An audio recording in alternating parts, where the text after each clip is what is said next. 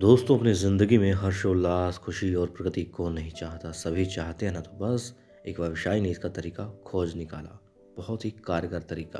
और सबसे पहले उसने आजमाया अपनी ही कंपनी के कर्मचारियों पर।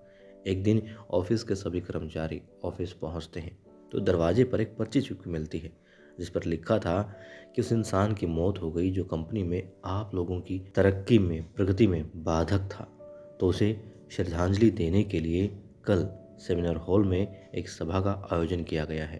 तो सभी ठीक 11 बजे वहां पर पहुंच जाएं। और ये पर्ची सिर्फ हेड ऑफिस में ही नहीं, बल्कि जितने भी उनके कार्यालय थे सभी पर चिपका दी गई थी। अब सभी लोग, क्योंकि सबको सूचित कर दिया गया था और कंपनी के बॉस का आदेश था, तो आना भी जरूरी था।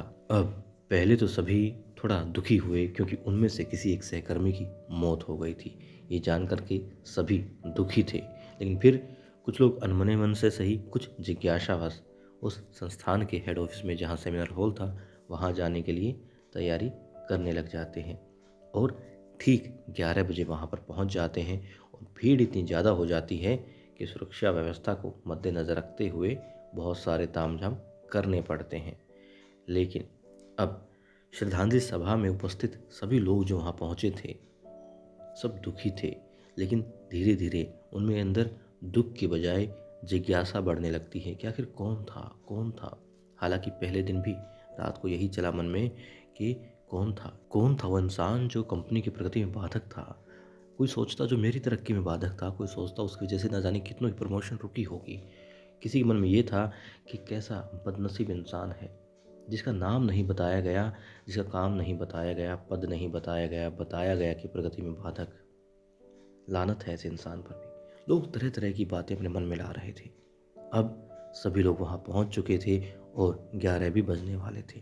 तो बस अभी बात धीरे धीरे यूँ बदली। किसी के मन में ये आया कि दुख है, परिवार वाले क्या सोच रहे होंगे, कितना दुख होगा उनको। कोई सोचता कि अच्छा हुआ जो मर गया, क्योंकि ये तो मेरी प्रगति में भी बाधक था। इसकी वजह से कंपनी ना जाने कितने प्रोजेक्ट रुके होंगे। अब धीरे धीरे वो क्षण आ गया जिसके लिए वो सभी लोग इकट्ठे हुए थे और कंपनी के बॉस ने ये कार्यक्रम आयोजित किया था।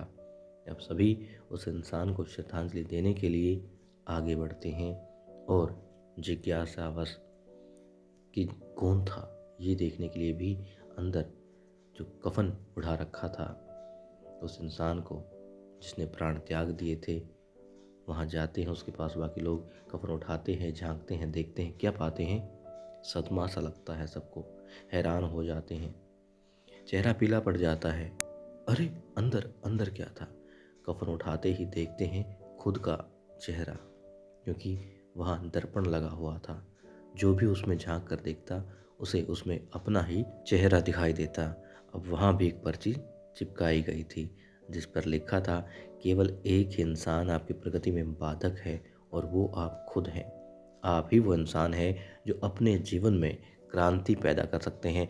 आप ही वो इंसान हैं जो अपनी खुशी, अपनी समझ और अपनी सफलता को प्रभावित कर सकते हैं। आप ही वो इंसान हैं जो अपनी खुद की मदद कर सकते हैं। आपका जीवन कोई और नहीं बदल सकता, आप ही बदल सकते हैं। उसमें आगे ये भी लिखा था कि आपका बॉस आपका जीवन नहीं बदल सकता, आपके दोस्त, आपका पार्टनर आपका जीवन नहीं बदल सकता। आपका जीवन तब बदलता है जब आप खुद को खुद बदलते हैं। आपको प्रगति तब मिलती है जब आप अपने खुद के विश्वास की सीमा को लांघ कर उसके पार जाते हैं। जब आप ये समझ जाते हैं कि आप और सिर्फ आप अपने जीवन के लिए जिम्मेदार हैं, तब आपका जीवन बदल जाता है। और सबसे महत्वपूर्ण रिश्ता जो आपका किसी के साथ है वो आप खुद हैं।